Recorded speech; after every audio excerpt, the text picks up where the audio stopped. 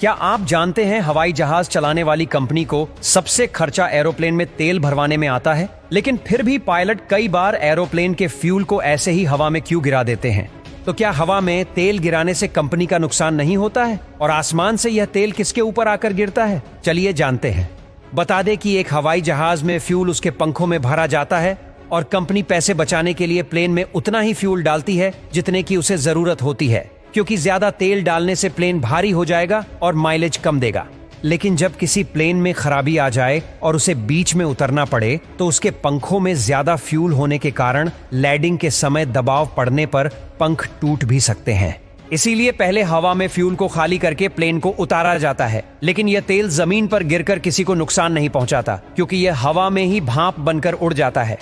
क्या आप जानते हैं कि चाइना में जिस खीरे की खेती की जाती है उसकी हाइट इंसानों से भी ज्यादा होती है और ये इतने भारी होते हैं कि जिसे 2 इंसान को मिलकर भी उठा पाना बहुत मुश्किल होता है। चाइना में हर एक सब्जी को कुछ इस तरह से उगाया जाता है कि उसकी लंबाई और चौड़ाई 5 से 10 गुना बढ़ जाए।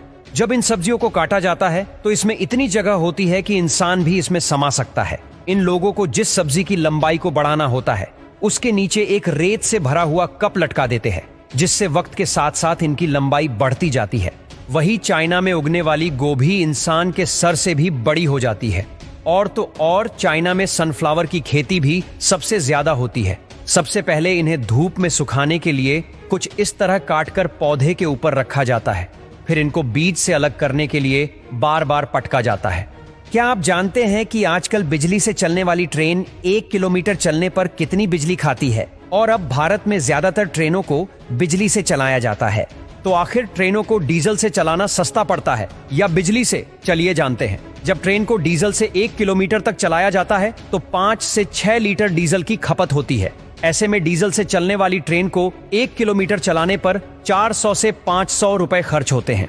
वही जब एक ट्रेन को बिजली से चलाया जाता है तो 1 किलोमीटर चलने पर 20 यूनिट बिजली खर्च होती है और रेलवे 1 यूनिट बिजली का 6.50 रुपए भुगतान करता है। इस हिसाब से बिजली से चलने वाली ट्रेन 130 रुपए में 1 किलोमीटर चल पाती है।